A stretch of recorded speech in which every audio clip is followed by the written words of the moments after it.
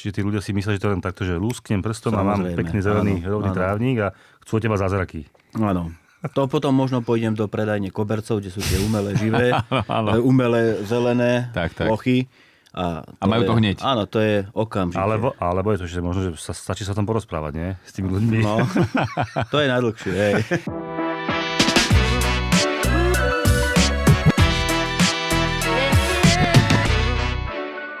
Vítajte, milí priatelia, pri ďalšom dieli nášho podcastu Martina Ferry. Sme tu opäť obidvaja, aj Martin, aj Ferry. A dneska je tu s nami host, ktorým nie je nikto iný ako Martin Mezanský. Pozdravujem. Martin, vítaj, ahoj. Ahojte. Ja by som tú funkciu, môžem povedať, že trávnikár, alebo je to úplne, tak, že také moc ľudové. Alebo nemáš to rád takto? Pán inžinier.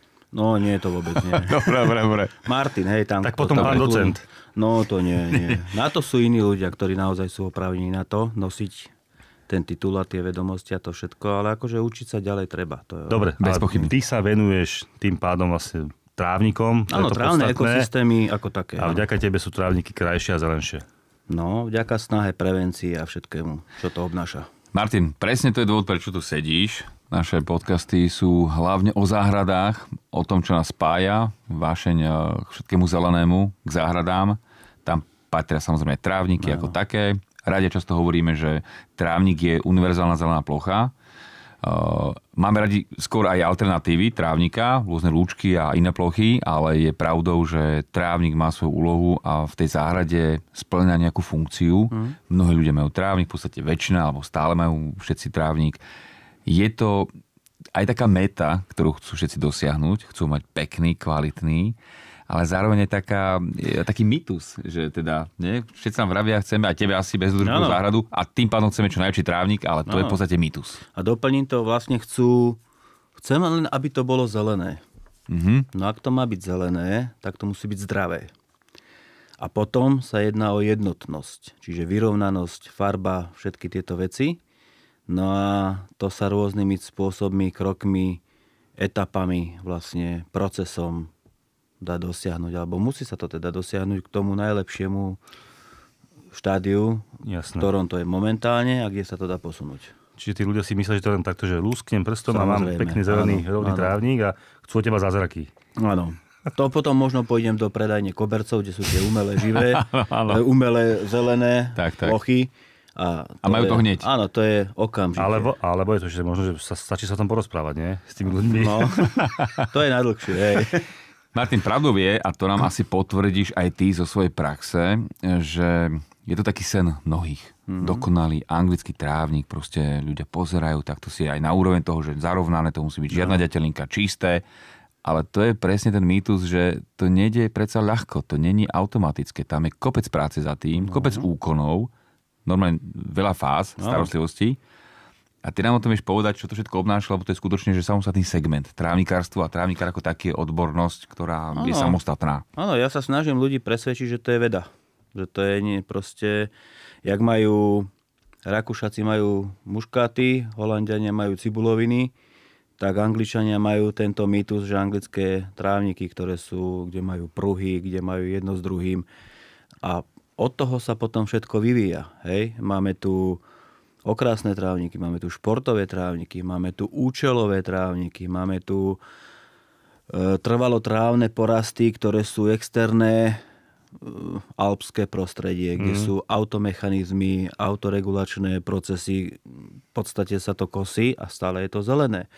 Má to stay green systém, má to low input, nízkonákladové trávniky, kde všade všetko sa dá nejakým spôsobom využívať, len treba vedieť, čo to obnáša, aké sú tam trávne druhy, aké sú tam vstupy, na akej pôde ja uradujem, koľko mám zrážok, vývoj počasia, chemizmus a všetky tieto veci. Hej.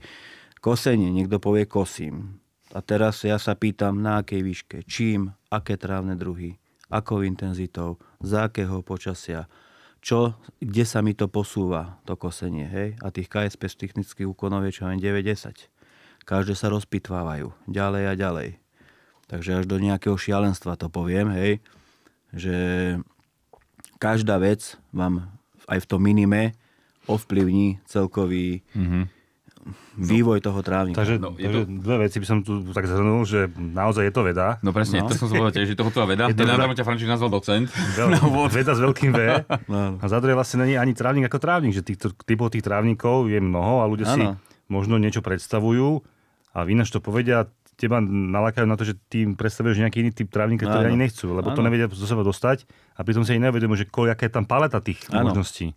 Chlapi, ale trochu pribrzdíme, lebo toto si ešte rozoberieme, Martin, len aby sme neboli hneď taký ťažký v úvode, že teda rozoberieme naozaj veľmi, veľmi fundované a odborné témy. Odľahčujeme to a skúsme tak na úvod najskôr o tebe, teda, že ako dlho sa tomu venuješ, lebo skutočne, priatelia, toto je človek, ktorý je fundovaný, ktorý naozaj to nerobí 2-3 rôčky, ale vie, čo robí, takže predstav sa nám tak trocha. Ako k tomu došlo, že sa venuješ trávnikom? Ako dlho sa im venuješ? Čo všetko máš v portfóliu? Čo si všetko už riešil? Áno. Keď idem úplne, že nazvem to od detstva, tak vlastne to bolo... Dobre, narodil si sa. Áno, to hej, áno, alebo som sa ocitol. Ale narodil si sa priamo na trávniku. No, to je dosť možné, ale to chcem povedať, že bolo to v tom, že vlastne ťažko mi išla chémia, ešte na základnej škole. Ja som tiež, kedy som nemal rád. No, a potom som si zvykol. Áno. A tá istá pani učiteľka v podstate viedla aj krúžok akože rastlín, hej. No tak som vedel, že keď zabojujem na rastlinách, čo ma bavilo, pretože okolo domu stále niečo, neboli tablety, bola hra okolo domu, tak v podstate som vedel, že keď zabodujem tam, tak potom z tej chemii neprepadnem, ale bude to akože... Bude to bolo aj lepšie. Takže bolo to priechodné. Dobre sa to išiel, rafinovanie. Ale je veľmi dobré, že cez rastlinky. Áno, to je stratégia. Vtedy sa mi vlastne rodila v tej hlave akože stratégia. Strategické myslenie. Áno, analýza, stratégia, všetky tieto veci. No a to potom zaúčinkovalo aj na vyšších stupňoch. Zase prišla chémia stredoškolská, zase to isté. Hej. Ale už to bolo na strednej poľnohospodárskej škole v Topolčanoch, kde som chcel ísť na tú školu. Ja som nebol ten, že tam išiel z donútenia. Hej. No a potom, bol to plán. Bol to plán, pretože v Piešťanoch bola otvorená škola a Topolčany mali prvé záhradníctvo otvorené, takže šup tam. Dobre. No a potom som si povedal, že stále mi to je málo. Taký nenažraný po... 13-chodový. Dobre, ale Topolčany, pretože ty si vlastne z Topolčan. Áno, tam v tom regióne. Blízko, čiže to bola úplne prirodzená voľba, že nepôjdeš sa do Piešťan, keď si z A Topolčan. záhradníctvo je tvorivá práca, je to umelecká práca. Tam človek sa môže realizovať, vidí po sebe, nechá tam energiu. Práca s pôdou, akože to je... Bez pochyby, vidí výsledky svojej práce. Vidí za sebou tešenými ostatných. No, vidí za sebou zakrytnuté lány. Všetko, áno, je to kreatívna v podstate robota, čo mňa ťahalo aj k umeniu vždy, všetko tieto veci. No dobre, kde sa to teraz zlomilo? Kde si sa tak vyprofiloval ako trávnikár? No už stredná škola áno, ale v podstate som videl, že tie trávniky ako také nejak mi tam škrkali tie zlé veci, hej, tie spôsoby, prístupy ľudí. Ja som čítal tých ľudí, čo robia zle. Učil som sa prakticky, žiadne nejaké knihy a neviem čo. To vás škola žiadna nenaučí. To je tá prax, to je to učenie sa, hej. No a potom už vysoká škola, teda záhradníctvo, fakulta záhradníctva krajinného inžinierstva. Áno, spoločná fakulta naša. Áno, možno Topolčan padlo na zadok, že som si dovolil sa rozhodnúť ísť niekde ďalej. Topolčany pozdravujeme týmto pádom. Žocharov, áno. Čakali, že budeš robiť nejaké pivo, alebo možno také niečo. Alebo nábytok, ne? No, všetko možné, áno. Okná možno. Takže, a ty si iba záhradníctvo, šopa. Vždy som mal cieľ nejaký proste a na to, čo povedal, tak mi to bolo už jedno.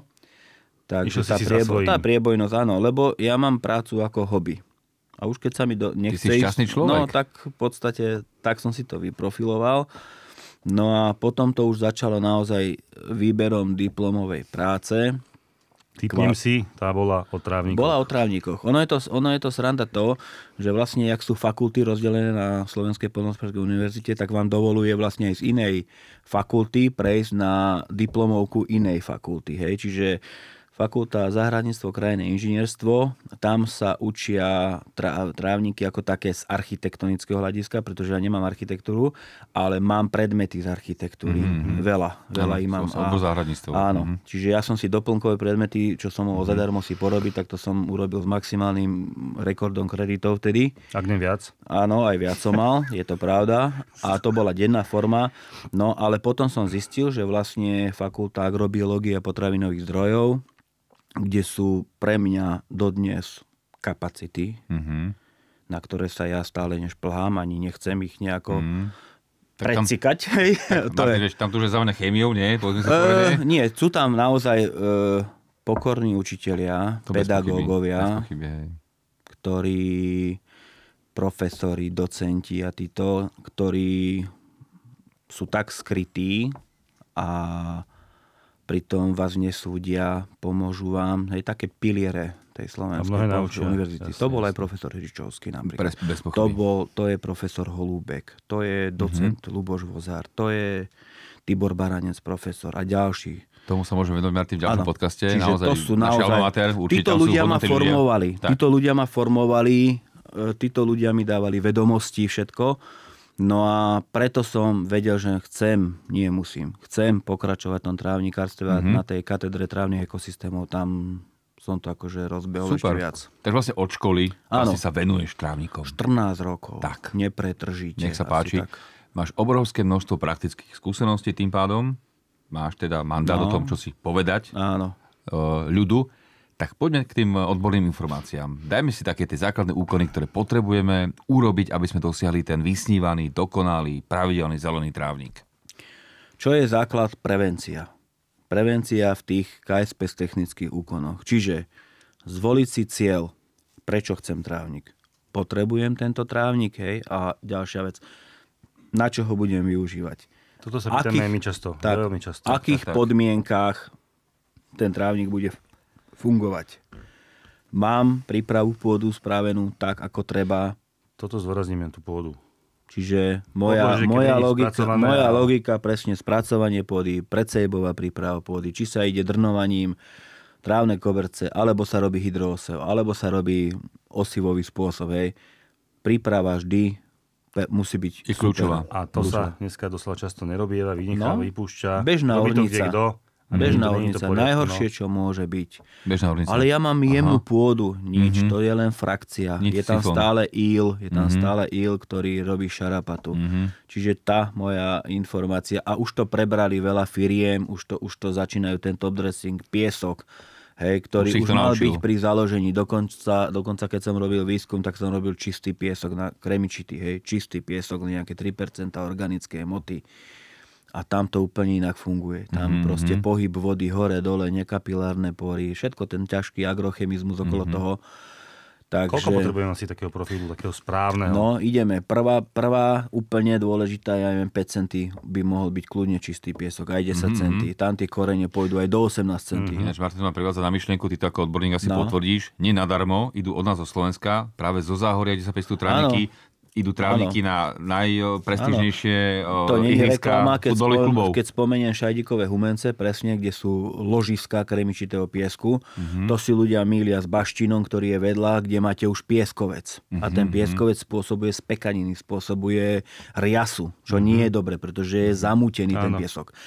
Šajdíkové Humence, ktoré majú gulatý piesok, alebo použite ostrohraný piesok, riečný, 0,4, tak to vlastne drenážuje ten ťažký íl, hej. Tam sú potom určité dávky v litroch, ktoré sa dávajú, plus čo ja viem, organická hmota, kde zase pridávate uhlík a iné baktérie, nejaké tie čajové postupy, hej, keď sa robia, že sa robia nejaké koktejly, mix, všetky tieto veci. Pôdne kondicionéry, ktoré som vlastne skúmal ako pro zloženie do tých, nejaká doložka do tých hnojív, do toho základného hnojenia, ktoré vlastne udržujú tie rastliny počas stresu, počas sucha a všetky tieto veci. Čiže 5-10 cm?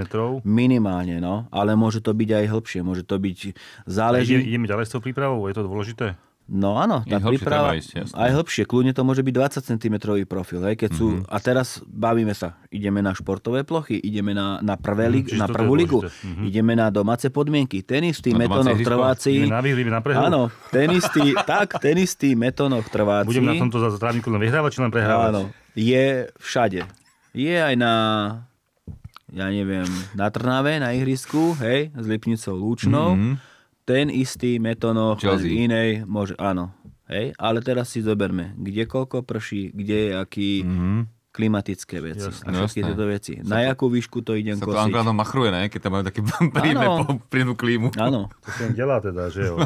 Čiže od toho to potom všetko sa vyvíja. Jasné. farebnosť toho, vyrovnanosť toho porastu. Už len tá klima je taká, že tu je taká suchá klima, to trávniku to moc neprospieva. Suché, presne to, ten dry condition, ktoré sú, vlastne tie suché podmienky budú alfou omegou, jak vedci hovoria, ďalšie roky, pretože nie je dôležitá koľko vody je v tých koreňoch, kde sa všetko odohráva 80% úspešnosti, akože trávnik ako takého. Samozrejme, že správny obsah vody je dôležitý, ale vzdušná vlhkosť, to bude gro, pretože od toho to ide jak fén, to vysáva tie rastliny a potom samozrejme, že rozvoj chorôb, všetkých tieto veci, vysoká vzdušná vlhkosť zablokuje vlastne výpar, drží sa tá voda v tých koreňoch a zase idú choroby jedno s druhým. Čiže keď prejdem úplne musím rozbiť jeden mýtus, že vertikutácia je prevzdušňovanie. No nie. No povedz nám o tom. No. Ideme postupne, vertikutácia do 0,5 cm. Hĺbšie od 0,5 cm hĺbšie už máme skarifikáciu. Čiže to hĺbkové prerezanie tých odnoží podzemných u lipnice lúčnej, u niektorej kostrávy výbežkatej, u psínčekoch niektoré robia nadzemné výbežky, niektoré podzemné.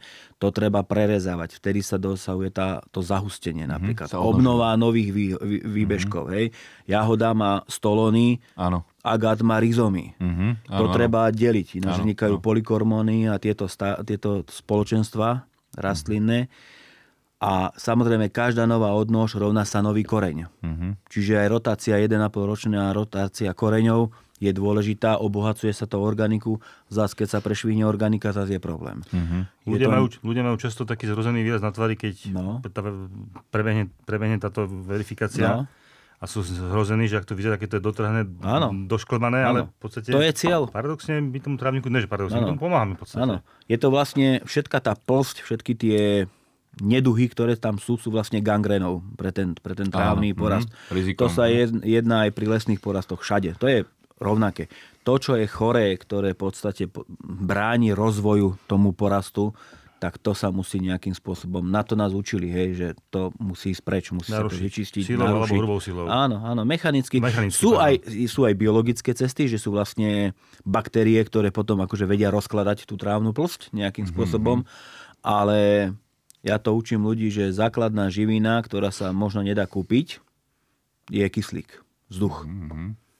Potrebujeme dostať ku koreňu. Áno, a to hlavne tými hrotmi, tým dierovaním. Jasné.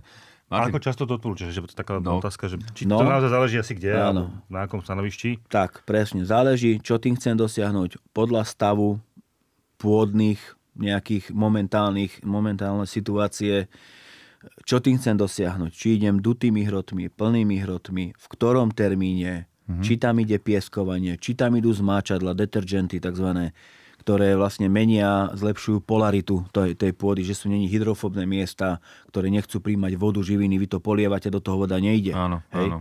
Čiže to je ďalšia vec. pH pôdy. No jasné. To je kľúčové tiež. Ako buď mám, silno kyslé pôdy, neutrálne, zásadité, tie stupnice toho pH. U nás je všetko vlastne. U nás je všetky. Áno, niekde tie živiny sa vlastne majú výborný príjem, synergizmus, antagonizmus prvkov, všetky tieto veci.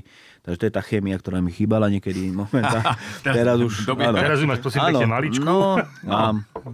Ale to, ako ono, ten trávnik vždy bude dávať nejaké signály a vy ich musíte čítať. Tiež vlastne trávnik tiež rozpráva. Áno. Ja niekedy počujem, ako rastie. Áno.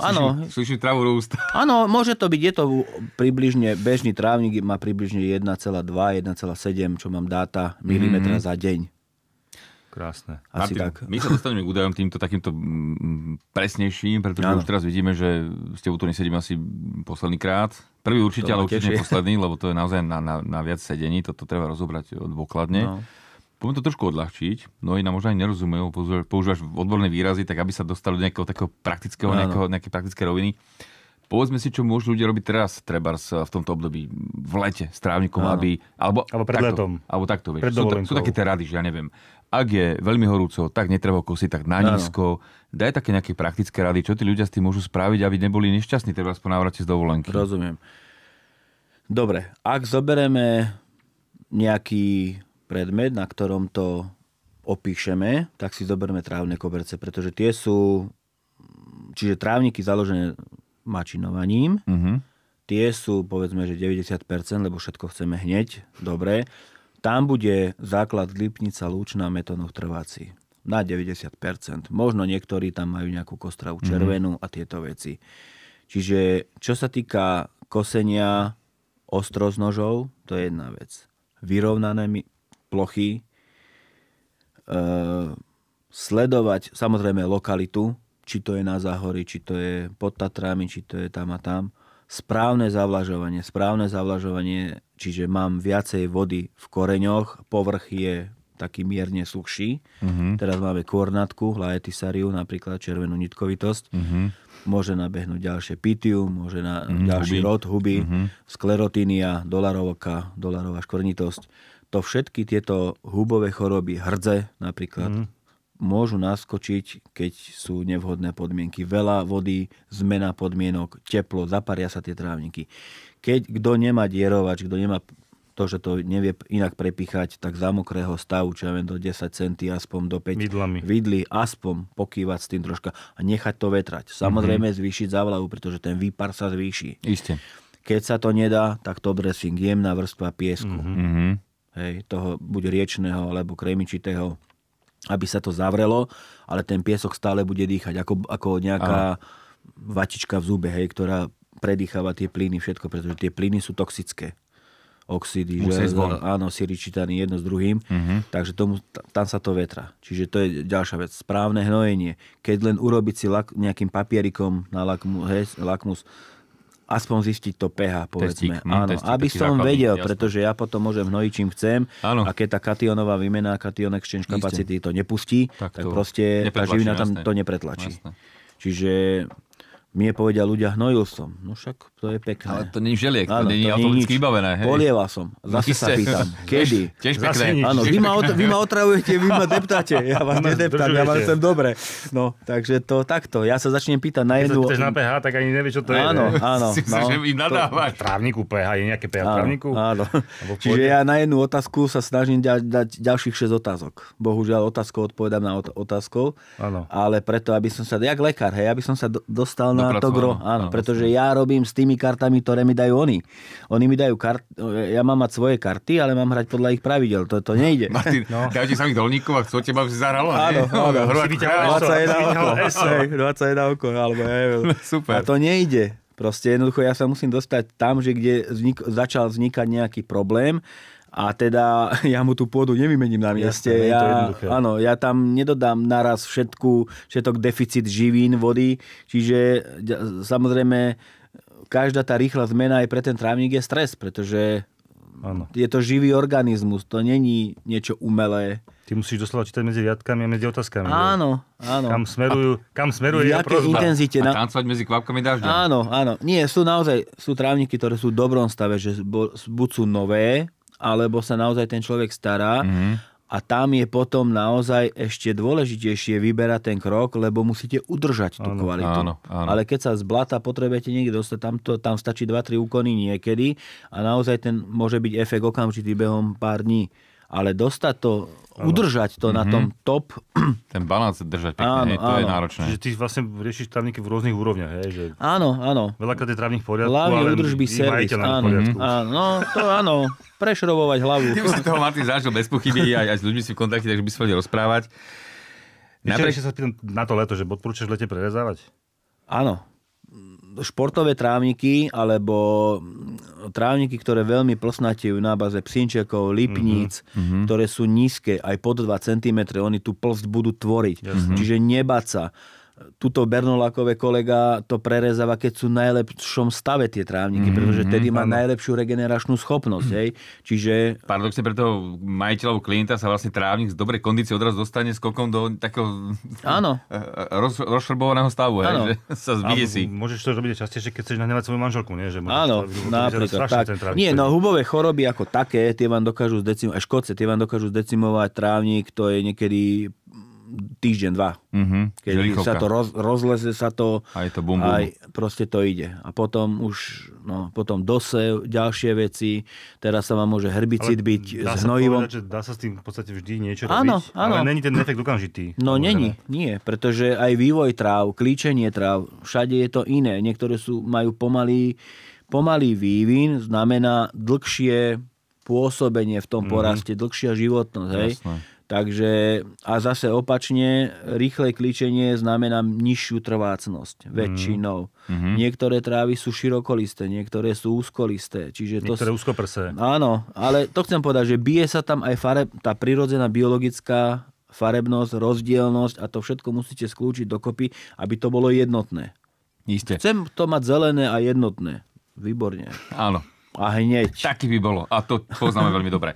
Martin, náš čas sa kráti nezadržateľne. Vidíme, že s tebou je o čom. Aj ten časový limit nám nestačil. Už vlastne prekračujeme.